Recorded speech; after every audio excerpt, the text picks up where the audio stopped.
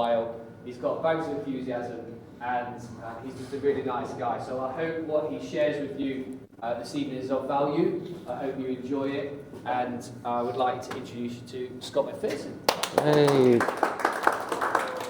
Thanks, everyone. Like Tom said, there's nothing in it for me. I don't get like a referral or commission, so everything I say in this is true. All the good, the bad, and the ugly. So my goal for today is to discuss 3 lessons I've learned while starting a company from scratch, failing, and then rebuilding it and building over £3 million worth of HMOs for clients based around the world. So you can learn from my mistakes and other people's mistakes, which ultimately save you time and money, which is pretty cool, right? So who am I and why should you care? Basically, I'm Scott McPherson, and I moved from Scotland to Sheffield after watching a lot of Homes Under the Hammer to basically start my company where I build portfolios for people. I discovered my love for property investment in Australia, and in lockdown 2021, I taught myself how to trade stocks, crypto, and NFTs to help raise finance to do my first flip. And at the time, my mum also sold 10 Labrador puppies, which were pretty valuable at the time, so I used that as well to go towards the flip. I've built over £3 million HMO conversions for clients, and I've won Young Entrepreneur of the Year 2024, and I've been a finalist 3 years in a row, so it's pretty cool. So now that all of that's out of the way, let's just get to the first lesson. The first lesson is leverage, how to do more with less and still win. And there are many ways you can use leverage, so I'm going to focus on social media and finding investors, and I know you're looking for a JV partner. This is how I find a lot of my investors, especially when it comes to what I do, right? So this has secured me 6 figures worth of pipeline business in the past few weeks alone, so feel free to steal all of it. I've tried to make it as simple as possible, and it's filled up all the spaces in my generational wealth program, which is the end-to-end portfolio building service, which I'll chat about later on. So it all starts with YouTube. YouTube is something, I post vlogs like twice a week, and Zodiac probably aren't aware of it, but I go around their visits, like their sites that I work on with them, and just do videos, like record vlogs. I do site visit days where I teach like the viewer everything that's gone wrong, how the team solved it, and I do like little montages like you see in Homes Under the Hammer. And I do like little bits of educational rants and all that stuff as well, but it's all out in the field. So it'll be viewings, sales calls, networking events, site visit days, all the good, the bad, the ugly, that's what I do, right? So that's the top of the waterfall. I like to visualize it as a waterfall. So there's YouTube at the top. I'll go over here because it's easier. I use clips from YouTube video as reels. So they're about 20 minutes, those YouTube videos. And I know you're thinking, I don't want to post on YouTube. It's quite a big beast, right? Just replace that with a long form video that you do not have to post anywhere. The point is that's a long form video. I use clips from that, so little clips from that to post as reels because reels get a lot of attention. That's like casting the net wide to get as many investors as possible. I do project updates from the site visit videos. A lot of people like to see the evidence. Are you doing what you say you're doing? And that is it. The site visit day videos, I use the information from those and just put them as like a caption or a carousel post where I do like several slides. I do stories throughout each day. This is something I taught Tom. Tom approached me, how do you do all this on social media? I see it everywhere. And I just said to him, the best way to start is doing stories. So when you do a story, you could easily do it now at the networking event tonight. Take a photo of a cave and put it on your story because people will see that you're out, you're doing stuff, you're in the field, you're working. And it just builds that evidence, that credibility, and then ultimately someone will message you. Because that's what happens with me. I do a call to action daily. That CTA is a call to action. It's to follow, it's to comment, it's to subscribe, it's to fill out the form in my bio. That form in my bio is where a lot of applications come in to work with me, as investors as well. So I'm not shy of a call to action. A lot of people say don't sell too much. Yeah, if you don't provide value, don't sell too much because then you're just a walking billboard. I always provide value. I share stories and lessons every single day. I probably shouldn't put this at the start, but I use ChatGPT to extract 5 to 10 ideas from the YouTube video. So I transcribe the YouTube video. It's a big fat paragraph. I shove it in ChatGPT and I say, take out the top 5 things that I talk about. It's a 20-minute video, so you're gonna ramble. If you just sit in your room, your living room, wherever, even if it's a voice note, if you talk for 20 minutes, you're gonna end up producing some value.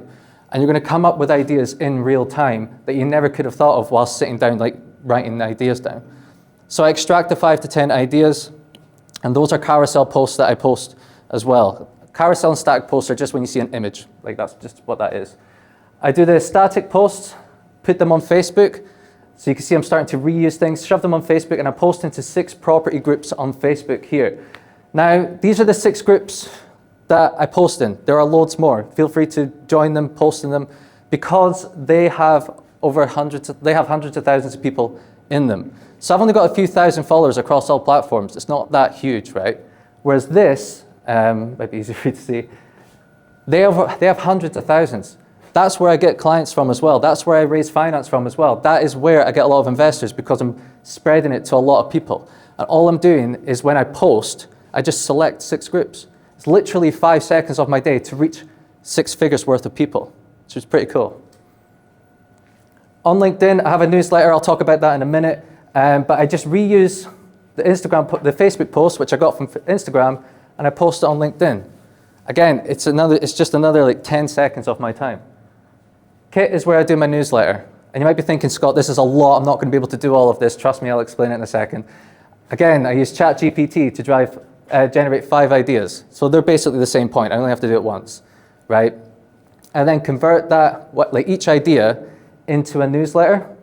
And then on Kit, I send it Monday, Wednesday, and Friday every week. Repost those on LinkedIn. And I've got, you get a good amount of subscribers in there for newsletters. Apparently newsletters are really popular on there. And I just do 30-second property investment lessons. It's story, lesson, story, lesson. Here's where I messed up, lesson. Learn from this mistake, lesson. That's what I do on my newsletter, right? And at the bottom of each one, I have a little Google form. It's free, steal it. And then that's where I get people like to fill out forms. Apparently that's just the case. So at the bottom here, I structure all of my social media as authority, giving unconditionally, relatability, and admiration. Authority is just you showing evidence why you are good at what you do. Giving unconditionally, here's a free checklist, here's a valuation pack. Have it, steal it, use it. Relatability is when you share stories of you going to a viewing and all these things go wrong, when deals fall through. You're sharing that relatability. And admiration is the Porsche, the Lamborghini, the big house, the holidays. That's what a lot of people do. So feel free to steal all of that. It's pretty helpful. It's generated a lot of business. And the next one is measure up, every inch counts. So Project Brighton, this was a 2-bed house, and hang on, I'll look this way. This is a 2-bed house being converted into a 6-bed HMO. This is based in Derby. It's for a client that was based in Southeast Asia, hired my services to build a HMO portfolio for them because of location. They can't do it from that far away. It's 4 double ensuite rooms and 2 studio-style rooms. It was a 2-bed house being converted into a 6-bed. And then on a Tuesday morning, went down and remeasured and found a way to add £150 per calendar month in rent and up to £20,000 to the end value. So how did we do it? Basically, I visited the property once the studs were up, which is a very important stage to visit the property because architectural plans are not always 100% accurate. You get to the property, sometimes rooms are bigger than the architect said, sometimes they're a bit smaller. It's just the way some things go. It's not every project, but some projects that's the case. So this is actually the top floor. This was the loft. You could barely put your hand in it, and then we just dropped it, like Tom showed before when you do your big L-shaped dormers, this is what we've done. Basically, this is the old plan. The ensuite is up there in that room, and that's it. It's just a double ensuite room. What we decided, it says here 12 square meters. Turns out it was over 14, which is great. That means it can be a studio. We basically moved this ensuite further down, moved that one to behind the stairs there, and then put a kitchen in there.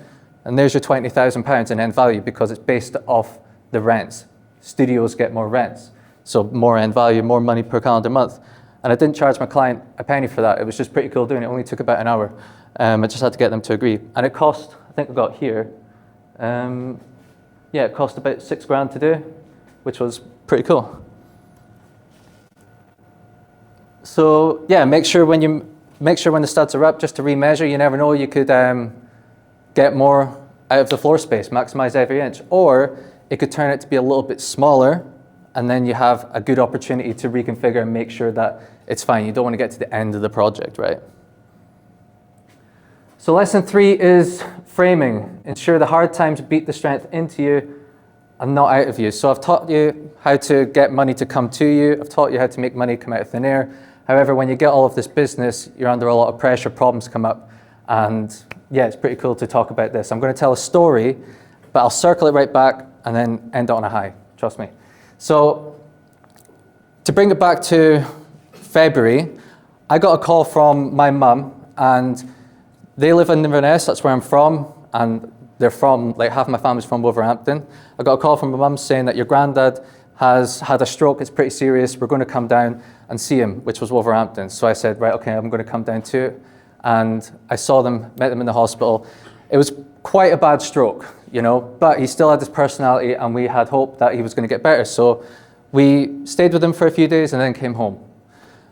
I cracked on with the projects, life goes on, that's pretty much the way it is. And then a couple of weeks later, I get a call from my mum saying we're coming down because the doctor said my granddad's taking a turn for the worse, and basically it's not looking good. So they're driving down, I'm basically waiting for the call to see when they get there so I can meet them there. I'm based up in Sheffield for reference, but I'm waiting for that call. I get a call from my stepdad in that evening, and basically he says, your granddad's gone on to palliative care. This is how fast it's all happening. Your granddad's gone on to palliative care, so I basically jump in the car, I speed all the way down to Wolverhampton. I only slow down for the yellow speed cameras on the M1 and may have ran over a few red lights, but that's the game, you would do it too. Got to the hospital, sprinted in, ran up to the ward where he was, and I got there and my mum was standing in there just devastated. She looked frightened, and rightfully so. But I was able to get there within 10 minutes of seeing my granddad, and I was able to hold his hand whilst we said goodbye. The next day, life went on, the projects came up, and when you're starting a business, I'm sure a lot of you started a business or building a portfolio, you know whether you're grieving, whether you're ill, whether you're on holiday, the problems keep coming up and you're the one that has to solve them. So that's what it was. Life just went on, right? And basically in that time, my fiance Lauren helped me, my family helped me, which was great. But a person who really helped me was Scott, who was a friend. He was a builder on Project Sun, of which I'm going to talk about in the future of this presentation. And he helped me over the next couple of weeks. We shared stories. He told me about what he's lost in the past, and he shared everything. And he was just a person that I could cry on, basically. He was great. 2 weeks after my granddad passed, exactly 2 weeks, that was on a Tuesday. 2 weeks after that, it was a Tuesday again, I get a call from a mutual friend saying that Scott passed away in his sleep. Now, he was the builder on a project, and that was really, really intense because not only did it affect me, it also affected the business, it affected my client, it affected builder control lenders, it affected a project which was at rip-out stage. It was obviously huge. So that morning, I drove down, I met the drawdown surveyor, because when you do development finance, you loan the money, they pay for works completed, and I wanted to make sure that the guys got paid for the work that they'd done, right? So I basically had to pretend that Scott was still alive to do that, right? Once that was done, I just completely broke down. Every day I broke down, to be strictly honest with you, but I managed to keep things on track. We didn't know what to do. Builder control didn't know what to do. My network, friends, family, lender, architect, no one knew what to do in that situation. It was a complete black swan event. However, I had clients relying on me, so I had to start reframing things differently to get me through it. Now, this was a lot of pressure. A lot of pressure happens in business. A lot of pressure happens in life, and these things still happen in my life, so reframing carried me through it.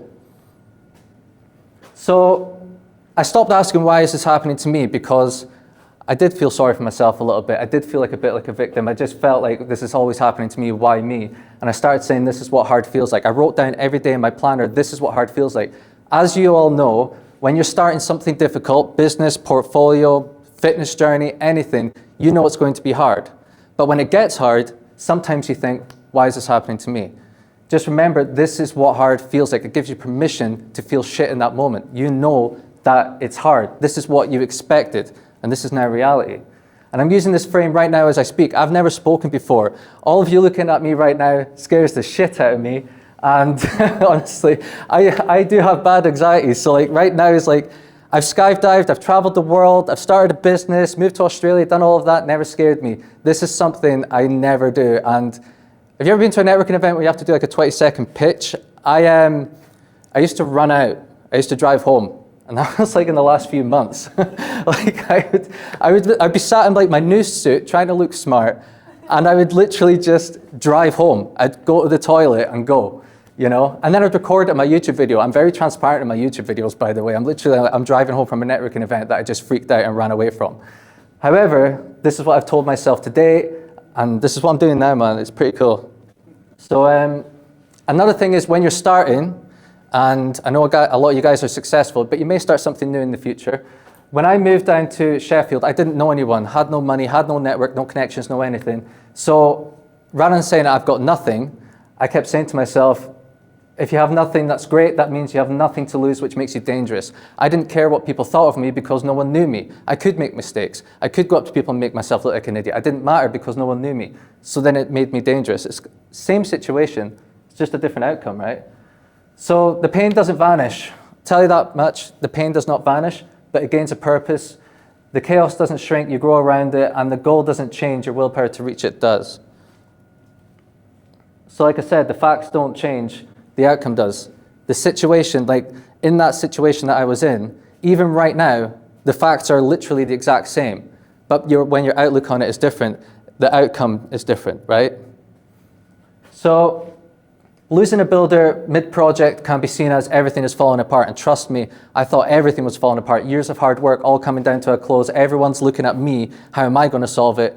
So I was too busy like grieving, and then I realized, oh shit, I'm the problem solver in this situation. So I said to myself, this is the opportunity to prove how I can handle pressure. This will be a story I someday tell. And this right now is the first time I've ever told that story. So I saw this was going to be the case. And I remembered also, I've got to do it for my clients. There's a reason why they hired me. Could you imagine, this client in particular lives in Dubai. Could you imagine being that client in Dubai whilst you're trying to like run your own company and this happens? It would be the last thing that you needed. So when things go wrong, acknowledge what's happened. Please stand over here. Acknowledge what's happened.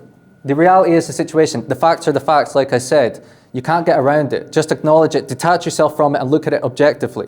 And then reframe what it means by what I've just said previously and do the work anyway. Read number 3 again. Always do the work anyway. You can feel shit and do the work. Anxious, do the work. You can feel happy, do the work.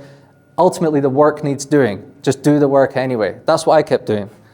And it got me through it, and we managed to get the project back on track, really.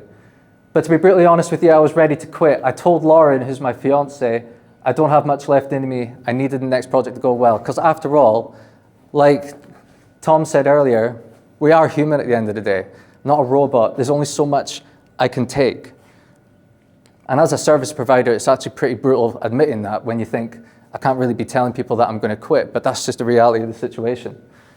So the next project was Project Bridge Street. That's it right there. You can see the dorm on the top, full-blown HMO conversion, dropped floors, new staircase, everything you can think of getting done to it. Choosing the build team was absolutely crucial. For me, it was make or break, literally make or break. I knew if another one went well, I didn't include this in the presentation, but I've also had a builder go into liquidation. I've also used your cheap builders, and they've made my life hell for years because things kept getting added on, and they were incapable, unable to like problem solve. So I've experienced hell, basically, with build teams. So this was absolutely crucial. It was silently make or break. I chose Zodiac Construction. I knew Tom for a little while before that, but what stood out for Tom was not only were we friends, it was the attention to detail. I remember when we quoted up a job with him before, we didn't go with him, the deal fell through actually. We quoted up a job with him before, we sat down, went through the scope of works item by item by item, met the team. It was brilliant. I never experienced that with the build team, so I was like, I really want to get one with you. And I kept promised I was going to get one with them. So I finally did. So this is Project Bridge Street here. You can see you've got the kitchenettes or the tea stations in the bedrooms. You can see back to brick down there. You can see the gaps where the staircase was going to go, or now is. It's going to be finished in the next couple of weeks. Yeah. So you're more than welcome to visit it, by the way. This is in Long Eaton. I love showing around people around my projects because it's a dream come true. I've always wanted to show people around the projects, and now I'm actually finally able to do so. So you are more than welcome to come take photos or ask questions, anything you want. I love showing people around these projects. This is the one that they're working on. So stand over here. It's a 2-bed house being converted to a 6-bed HMO in Long Eaton. 3 studios, 3 double en suites. Purchase price is £140,000, refurb 188, end value 470, because it's a commercial end valuation when you put in the studios. And The annual gross is 52,000. That's where people stop. I tell you the net, 16,700. You got to pay for mortgage, utilities, council tax, all that jazz. So that is what the net is. So it's over £1,000 a month net, which is pretty cool. All whilst the client focuses on her business and their family. So this client, she lives down south. She has a business, she has family, like a lot of us, and she just doesn't know anything about property investment. Her business is doing so well, she just wants to put it into property and turn her savings into profit, monthly profit, cash flow. So that's what she wants, and that's what we're providing for her.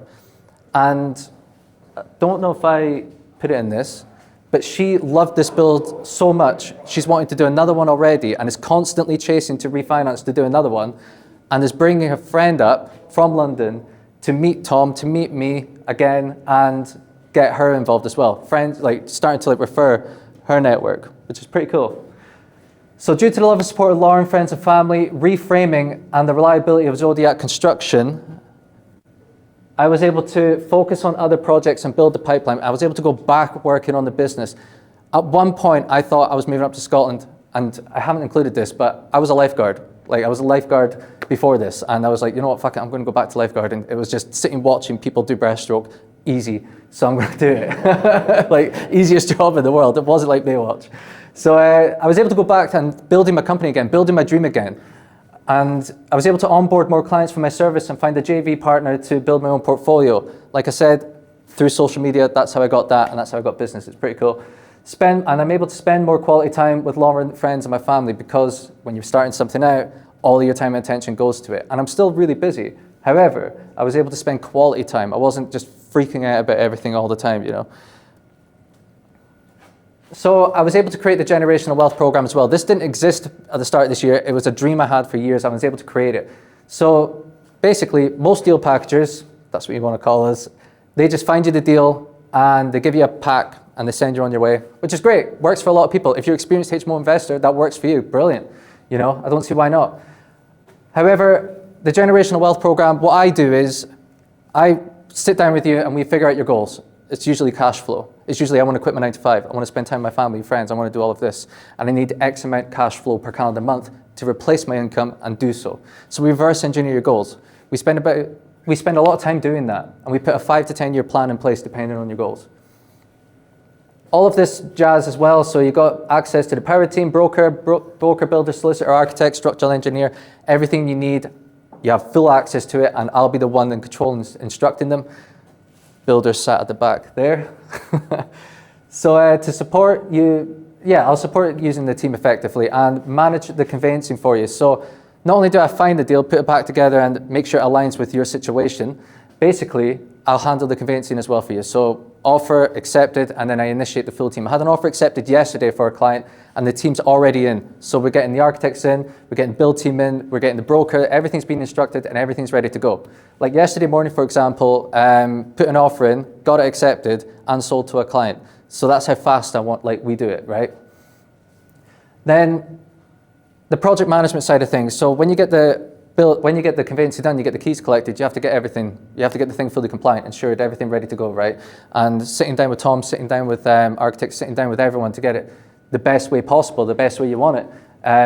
That takes a lot of time, that's what I do as well. And then throughout the project, you'll see in my YouTube videos if you ever want to actually see it. And the big thumbnail says site visit day.